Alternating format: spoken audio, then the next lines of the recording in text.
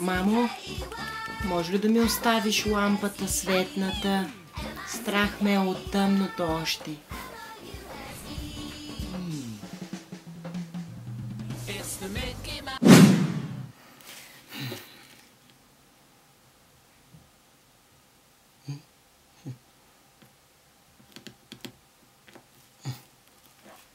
Ток спря. Добре, поне че вече не ме е страх от тъмното.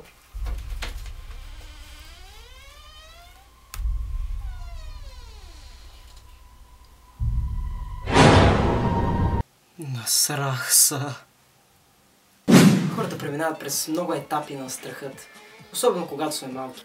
Най-големите страхове, когато сме били малки, е дали родителите ни ще погледнат бележника ни, ако имаме слаба оценка, как ще реагират на това, когато отидат на родителска среща, дали нашите учители ще се оплачат от нас и каква ще бъде реакцията им след като се приберем. Ще ни вземат играчките, ще ни забранят да играем на компютъра и най-вече ще ни накарат да решаваме задачи по математика, докато не приключим с учебника. Ще му кажа на него. Иване! Кажи, татко. Ще кажа, не ми викай кажи, не ми възразявай. Ти пак си правил простоти в училище. Какви простоти пак съм правил? Какви простоти? Говорих с учителката ти, пак не се държал добре. Пак си ходил ти в кенефите там да биш момиченцата по газа, докато те пият вода. Няма уф, няма муф.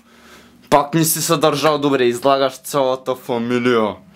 Я ми дай веднага на мен, подаря си сам играчките, подаря си, ти ги подарих за Коледа. Татко, той, което ми даде за Коледа е той ренде, е то с камък. Ама аз казах ли да не ми възразяваш, ще ми го дай това ренде.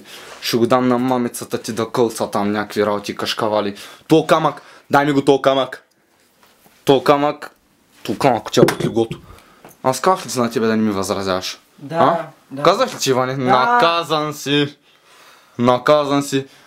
Пий се там уискито ли, кой това? И се лягай. Ясен ли съм, момченце? Да. Ма не ми викай да, бе. Ясен ли съм, бе? Да. Не ми възразявай. Маха. Какъв ни плаше, Родителите винаги ще знаят как да вземат любимата ни играчка или любимото ни занимание, как да го прекратят, или просто как да ни накарат да се чувстваме гузно за това, което сме направили и за грешката, която сме взели. За да не бъдем толкова разстроени, ние винаги трябва да си намираме някоя нова играчка или ново любителско занимание.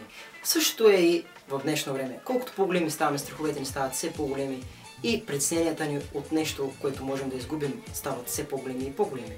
Те нарастват със всеки един изминал ден. Трябва да се научим как да се адаптираме към една среда, която е непозната за нас и да предприемаме нови методи за развлечение. Ако ви харесат влогът, може да се абонирате за мен, за да качвам още нови клипове. Също така, ако имате идеи какво да кажа в новите си влогове, можете да ми пишете на лично съобщение или да оставите коментар под клипа. Благодаря ви! Стоп на памфлипой! Понял! Майкъл!